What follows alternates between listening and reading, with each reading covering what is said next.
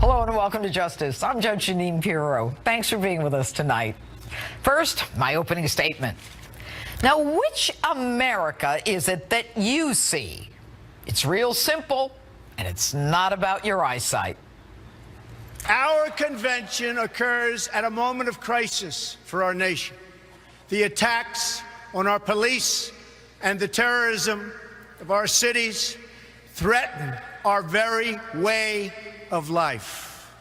Any politician who does not grasp this danger is not fit to lead our country. And within hours, our president, as he stood with Mexican President Enrique Peña Nieto, comes out and says this. This vision of violence and chaos everywhere doesn't really jibe with the experience of most people.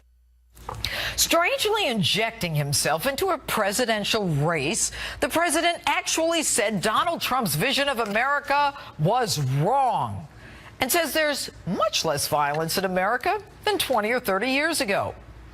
Now, I don't want to rain on your parade, Mr. President, but the number of firearms in the United States has doubled in the last 20 years. Maybe that's what's actually making us less violent. But I digress. And in a manner reminiscent of his reaction to the beheading of Americans, the president nonchalantly concedes, well, there might be an uptick in murders. Really? We are seeing enormous homicide increases in large cities like Milwaukee, Denver, Baltimore, St. Louis, Cleveland, Las Vegas, and even his own hometown of Chicago, where kids are so used to the report of a gun that they don't even run when they hear gunfire. So let me see if I get this straight. An uptick or a rise in murders shouldn't worry me because violent crime is not on the rise. So if I'm murdered, I should thank God that my home wasn't burglarized?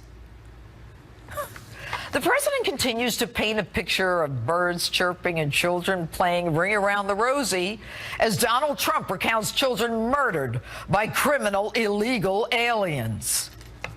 Nearly 180,000 illegal immigrants with criminal records ordered deported from our country are tonight roaming free to threaten peaceful citizens. No more. One more child to sacrifice on the order and on the altar of open borders. But Obama says immigration is much less a problem than how Donald Trump describes it. The rate of illegal migration into the United States today is lower by 2/3 than it was when Ronald Reagan was president.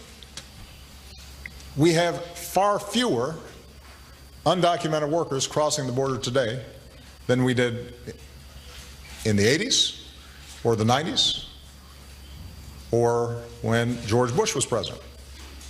That's a fact. So the president disagrees with what Donald said also. Probably because pursuant to his policies, illegals with criminal records have been released from prison. But the president says that immigration is much less a problem than it was just 20 or 30 years ago. He says the rate of illegal immigration into the United States today is lower by 2/3 than it was when Ronald Reagan was president. He says it's a fact that we have far fewer undocumented workers crossing the border today than we did in the 80s or 90s. Really, Mr. President? With all due respect, how do you know? You've got Border Patrol agents changing kids' diapers during a mass influx from Central America. Agents whose hands are tied, which might explain why the National Border Patrol Council endorsed Donald Trump and not your protege. And by the way, how does one measure the number of illegals who cross our border? The ones who aren't caught can't be counted. So if the numbers are determined by those apprehended by Border Patrol, your policies and executive actions more than welcome them.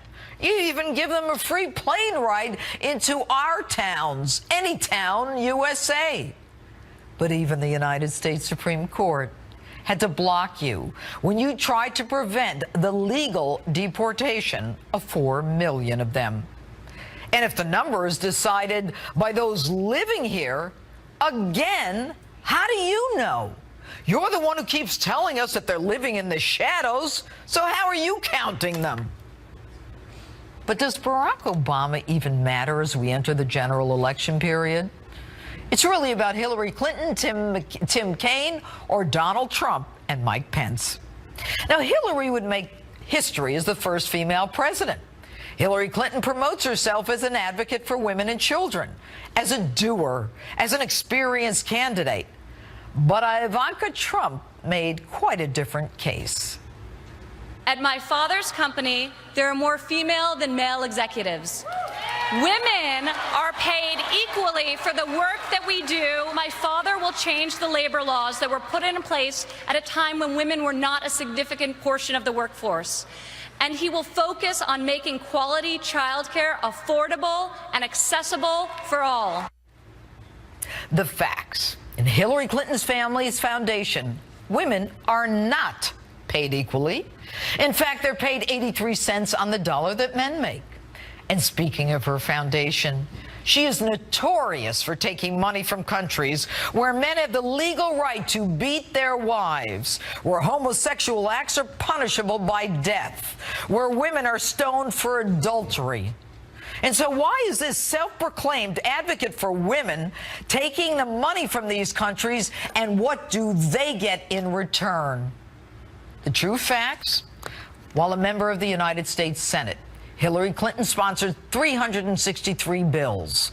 Of those, 3 became law. 3. One was a bill to name a post office. Another was a bill to rename a highway. Every bill that she sponsored for the betterment of women, for which there was always a tremendous amount of press, every one of them died. Take a look. Some effective legislator, ain't she? And that's a woman coming right out of the White House. But we should all applaud one of her successes. And that success? Senate Resolution 511 from the 109th Congress, commending and supporting Al Mahiba, the first and only radio station for the women of Iraq. Think her foundation got a check from anyone over there?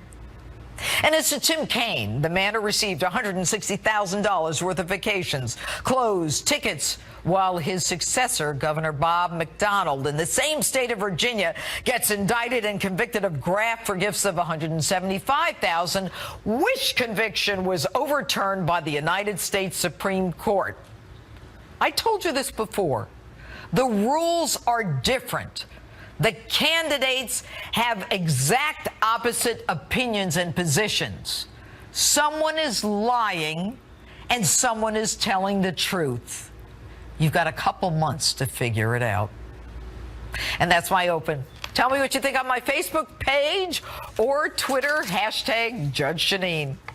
And with me now for reaction to my open and all the breaking news today, CPAC chairman and Republican strategist Matt Schlapp and former aide to Democratic Senator Charles Schumer, Chris Hahn.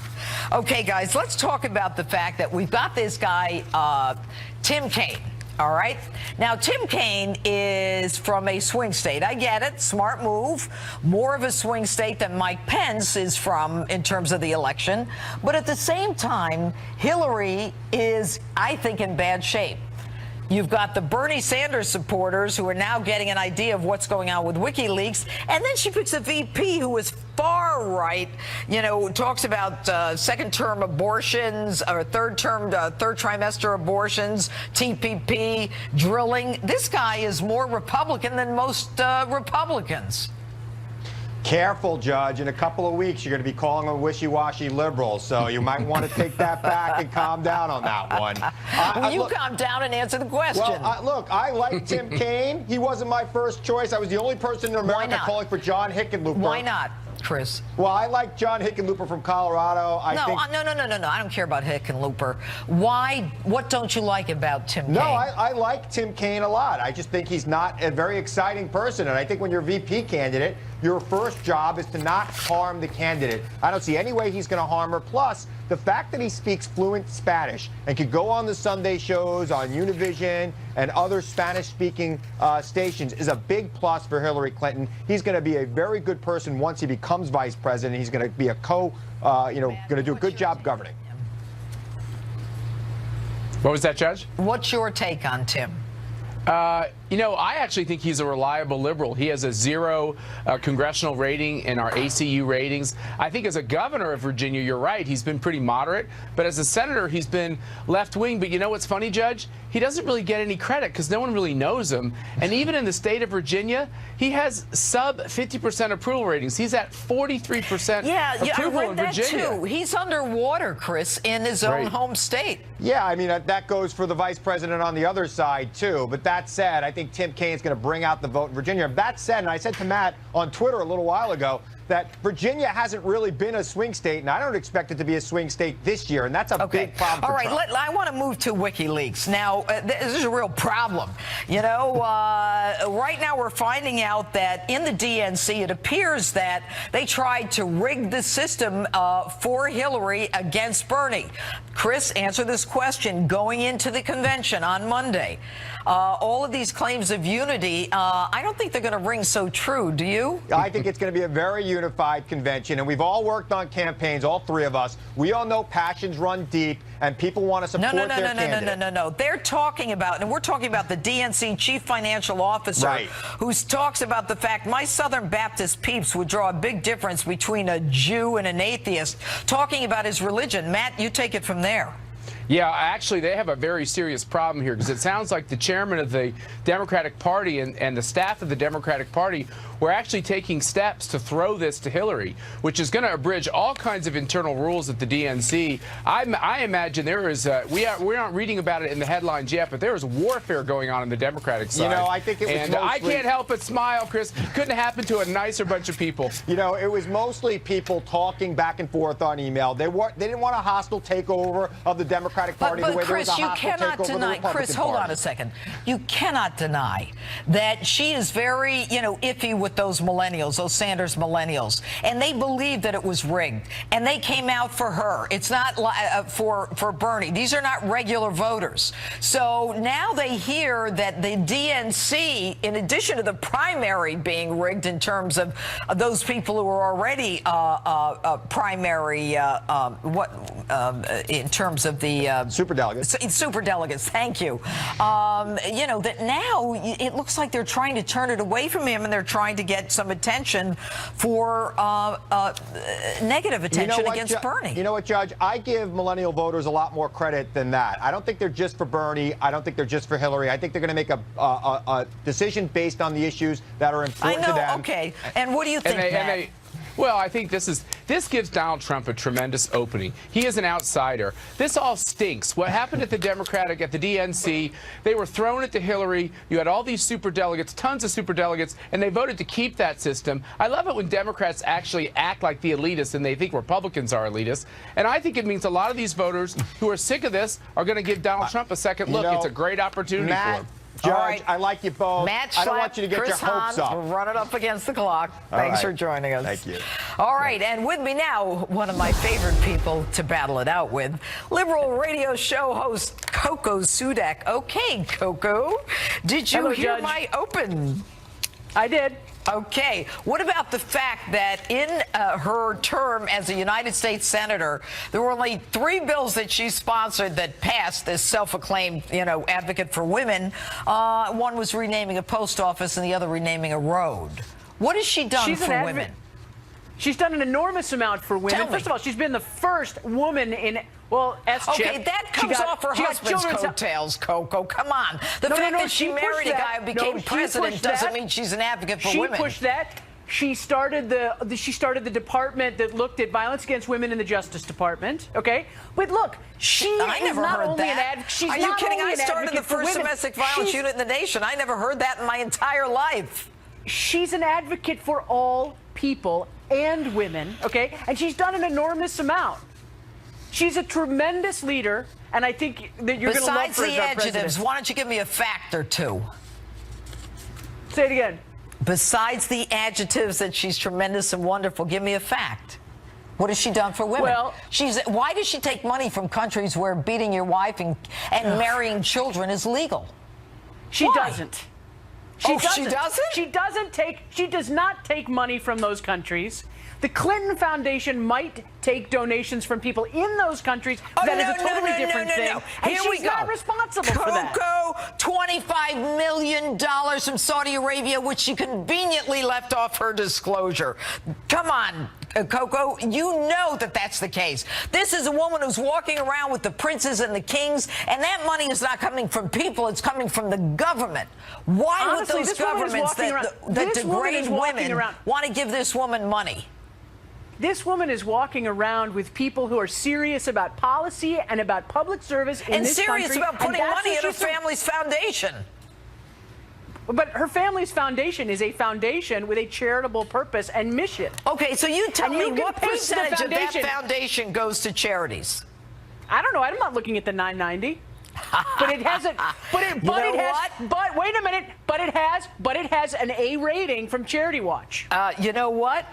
15%. It has an A rating from Charity It's Watch. all for the Clinton operatives. It's for people Look, who you used to guys work are for go- her, people in the campaign, travel, hotels, meals. This is one huge worldwide foundation taking care of all the ex-political operatives so she can run for president. Why do you It is think Qatar definitely a wants to give this collaboration. woman money? Yeah. It's definitely a collaboration among people who have worked together in public service to continue to do their good works. They fund AIDS medications in Africa. Yeah, did you They read fund about those schools. AIDS They fund medications? entrepreneurial programs. I'm just saying that you guys might paint the Clinton Foundation as something nefarious, but it is a group of people who have worked together doing good around the world. Coco, I thought you were sharper than that. Here's the bottom line. The Clinton Foundation is a money laundering operation under the guise of It a is not a money 501c3 laundering. that has violated rules not just in the United States for as a not-for-profit, but around the world. It's a joke. And when Bill Clinton gets in the middle of deals where Hillary, as Secretary of State, does benefits for countries that give her foundation, her family foundation, Didn't money, happen. then you know what? That's Didn't pay happen. to play. Didn't happen. I know that PolitiFact has already said all those accusations are false. Who said that? PolitiFact. Coco Sudak, thanks so much. Breaking tonight as Dems gather in Philadelphia this coming week, a shocking new email dump of DNC emails threatens to cast a shadow over their convention. WikiLeaks posting thousands of leaked emails between top Democratic Party officials, some of which suggest the DNC favored Hillary Clinton over Bernie Sanders. With me now, Democracy for America Communications Director and former Bernie Sanders surrogate, Neil Sroka. All right, Neil, have you read any of these emails? Oh, yeah, I have. They're a laugh. You think it's funny? No, I think it is funny. Listen, I don't think anyone who was a Bernie Sanders supporter didn't know that the DNC was favoring Hillary Clinton. Whoa, back and up, despite back that up, fact, back we won up, 22 back states up, across the country and it's back 13 million up, votes. Back up. This isn't. We're not. No, we're not going to be. It's true. Here, when somebody talks about another person's religion and saying that because he's a Jew, it's not going to really help him with his Southern Baptists, don't you think that's ugly? No, I do think it's ugly. I think those staffers should be held responsible for that action. Is that laughable? Well, here's what I'm saying. It's a yes or no question. Is it a yes or no question? I'm not sure. You're not sure if it's no. It's not laughable when we talk about someone's religion or belief in God. And when it comes from the DNC chief financial officer, not some, low-level person, we got a problem at the DNC. Hold those people responsible for what they've said and move forward. Because at the end of the day, this election is about beating a billionaire bigot. And that's what it's going to be about in November, and that's what we're going to do. So you have moved from Sanders to Hillary. I am with Sanders, who is standing with Hillary Clinton. That's what I'm with. I can't wait to see what's going on at that convention this week. Because on the one hand, she picked someone who is far more right. And then the emails come out. He never liked Debbie Wasserman Schultz. Let's not kid each other on that one. And you know what's amazing to me is that we've got people, and this is according, I believe, to Jeff Weaver, you know, who are spending days on Melania Trump. And then we've got this looking like a totally rigged, not just superdelegate system in the Dems, but the DNC. And everybody wants to say it's funny and we're all together. How's that? We're all together because we watched the circus of hate in Cleveland this past week. There is too much at stake at this election to let these important discussions that we had during the Democratic primary get in the way of allowing Donald Trump into the White House. You mean about her emails? How were they? What did you discuss in the Democratic primary? I mean, really, let's back up. Why did 75% of the people who listened to Donald Trump's speech, why did they find that it was a very favorable speech? That's according to CNN. It flipped them out. You know what we discussed in the Democratic primary was how do we get to debt-free college? How do we expand Social Security rather than figuring out how to throw people out the college? We actually talked about the issues and not this nonsense that Republicans want to talk about. Are you of the belief that we don't have a problem with security in this country? You got any relatives in Dallas, Orlando, San Bernardino? I believe that we've got a problem of cops killing people of color. Really? And we've got to figure out that challenge in the United States. You don't think it's a problem when cops are targeted 5, 3, 1? I've got a problem with that, too. You don't have a problem with that? I have a problem with both things. And we have to work together to figure out both problems. No, we don't have to work together. People need to listen. When a cop tells you to surrender, you surrender. You don't fight with them. The cop, that's the first person you're going to call when you have a problem. We don't need to discuss that. But you know what, Neil? I'm amazed. You're going with Hillary after you were a Bernie supporter. I'm stunned. And there are millions of them like me. We'll see. We'll see. Time will tell. Neil Soroka, thanks for being with us. Both Cruz and Kasich are going to get more delegates before the convention. So is Trump, but he's not going to have 1237. And the uncommitted delegates are largely unavailable to him because they know he cannot win the general election. Charlie Black on Justice back in April saying Donald Trump definitively cannot beat Hillary Clinton. Has he changed his mind? Let's ask him. Joining me now, former senior advisor to Presidents Reagan and H.W. Bush and chairman of Prime Policy Group, Charlie Black. Have you changed your mind, Charlie? Absolutely have, Judge. You know, he proved me wrong. And he has just proven this past week that he has a very good chance to win the general election with a fabulous speech at the convention that's given him great momentum going into this race. And what about, and I really don't care about Cruz, but I mean, Kasich not even showing up for the convention. Are the establishment Republicans, I mean, is it over for them? You've got Kasich, you've got Cruz, who I think buried himself, and then you've got the Bushes who didn't show. I mean, are they, like, irrelevant right now? Well, listen, Ted Cruz did bury himself, and he's certainly not establishment. Governor Kasich had a very principled position, but at least he did not show up and try to make a self-promoting speech. But what was his principled position? The guy was delusional. He kept saying he was going to win. He only won his own state. And by the way, Charlie, where did he get the money to stay in that long? Who was funding him? He didn't have any money. But listen, he didn't spend much money in those remaining primaries. But listen, he has very strong views about immigration and comprehensive reform, and he is a big free trader. And he thinks that Donald Trump might take the country in the wrong direction on those things. But not to belabor that, Donald Trump did an excellent job. Listen, I'm with him 80% of the issues. That's enough for me. I'll do everything I can to help him. Judge, can I just say one thing parenthetically, that I think this is a good time to offer both thanks and honor to Roger Ailes, who was one of the great champions of freedom in this country over the last 40 years.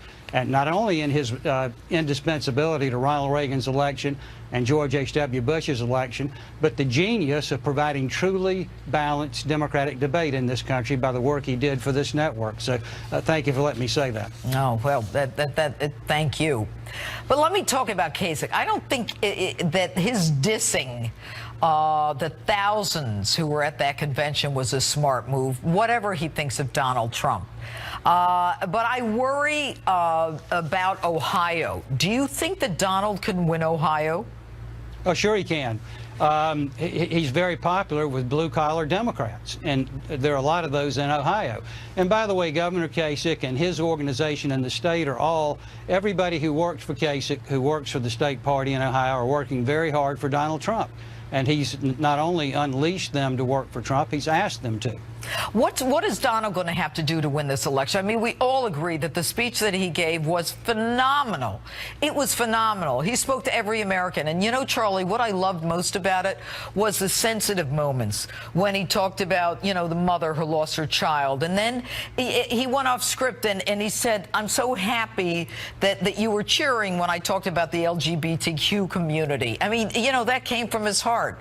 And then it did. And, you know, that was the Donald Trump that I knew. I mean, you know, a serious, straight-talking, you know, focused, smart, sharp, razor sharp, and just cut to the quick on everything. Yeah, we got to see the real Donald Trump that I've known for 30 years the other night. But listen, here's how he wins. 25% of the American people like the status quo, the way things are going in Washington with the federal government. 75% don't. Donald demonstrated the other night that he understands the concerns, has solutions to the problems, and that he's the leader who represents change. Now, the Democrats will say, oh, but he's risky change. So this election is going to come down to, among the swing voters, does his view of change, his vision of change, overpower the riskiness stuff that the Democrats will throw at him? And you know what, Charlie? I think there's another piece. I think the other piece is what happens in America and around the world as we approach that election day. You know, the external events that will impact. You have a president who's saying, you know, the birds are singing and all that stuff. I'm not so sure most Americans feel that way. They don't. They think he's impotent, and they know that Hillary Clinton is the same thing. If you like the way things are going under Obama, that's what you'll get under Clinton. Donald laid that out. The majority of the American people do not want that.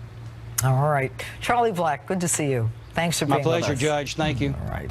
Welcome back to Justice. Back with me now, my all-star panel, CPAC Chairman, Republican strategist Matt Schlapp, and former aide to Senator Schumer, Chris Hahn. All right, guys, I was stunned when I had that Sanders surrogate, Neil Soroka, who thought it was laughable, all this WikiLeaks stuff. And I got to tell you, I am very offended. Party doesn't matter. But when a group in a political party says, you know, we got to go after this guy and figure out, you know, he's skated on saying he has a Jewish heritage. I think I read he's an atheist. This could make several points difference with my people, my Southern Baptist people. So what you've got is, you've got these people trying to jackpot him and trying to mock his heritage. And then there's Jeff Weaver, who is the campaign manager for Bernie Sanders, said that someone has to be held accountable. What do you think, Chris? This ain't beanbag, Judge. Politics at that level is a knife fight. And that's what happens. People get very passionate. The DNC is not about politics. It's about the Democratic Party. Well, and when you've got the party picking one candidate and making it seem rigged, that's not fair. You're talking about individuals within the party that felt passionately about Secretary Clinton. Yeah, the head of the finance committee and the DNC. Yeah. That's not some low-level volunteer. Absolutely not. And they felt very passionately, and that's what happens in politics. I don't know that they never use that information. So where's this going? What's your take on it, Matt? I think anti-Semitism is disgraceful and disgusting, and to think that it's at the very top levels of the Democratic National Committee is Matt, gross. that was not anti-Semitism. It wasn't anti-Semitism. To say that someone's being an atheist. To say that someone's religion, That's they use the word he's a Jew. Please, Chris, don't defend this. No. She was saying that Southern Baptists would be very concerned if he was an atheist. That's a very big difference. Baloney. Okay. Weaver said he's surprised no one in the Democratic Party, this party of all the people, the Big Ten supposedly, has even reached out to him, given the conduct, quote, that was disclosed in the emails. Several of the emails show that DNC staff called Weaver names, including a liar. But let's move on. Let's talk, Matt, about the Republican convention. Was it a success? Well, you know, the great thing about conventions, you'll get to see it in polls that come out of the next several days. I was there every moment of it.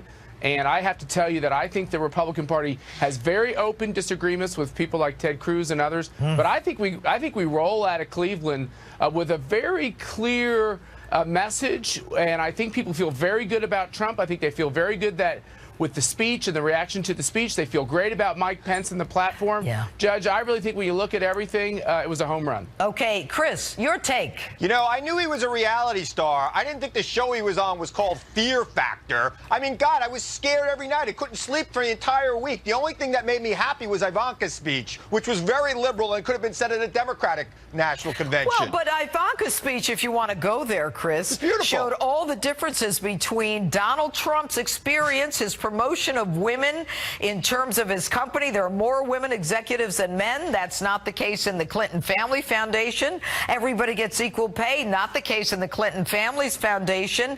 And, you know, the fact that her father has promoted women, whereas Hillary Clinton spent her life trashing them. Yeah, I don't think Hillary Clinton has spent her life trashing women. I think she's done a lot for women. And if you look at the staff of her campaign... Give me one example. Give me one example. Her whole career, she's fought for women and families. Everything she's ever done her entire life. We got 10 seconds, Matt. Hit it. Ivanka Trump had a great speech, and it had all conservative themes. She's simply saying women are in the workforce, and with women in the workforce, it's a positive thing, and we ought to have child care needs met. I'm married to a working woman, and I believe in this. And second of all, Hillary Clinton and women, let me just tell you, I don't think it's working out. Chris Hahn, thank you. Before we go tonight, I want you to see some of the pictures we took in Cleveland at the convention. Cops and law enforcement did a phenomenal job from all over the country. They were from an amazing number of states. That's me at the Harley-Davidson dealership in Cleveland. And that's at the Rock and Roll Harley. And that's me gearing up to get on that bike with my hat on. I took it off later. And that's me on a bike with my high heels. I didn't bring my boots. And I got, you know what that says? It says Hillary for Prison 2016. I got 65,000 likes on my Facebook page. That is one of the highest liked things. Mark Geist, Oz from 13 Hours, and Antonio Sabato. That's in the green room before we went on the floor for the speeches. The Lone Survivor, Marcus Luttrell. And my friends, Jerry and Bob Shapiro and Governor Rick Perry there. Anyway, thanks for joining us. That's it for us tonight. Friend me on Facebook, follow me on Twitter and on Instagram at Judge_Jeanine. Thanks so much for watching us tonight. Greg is next. See you next week.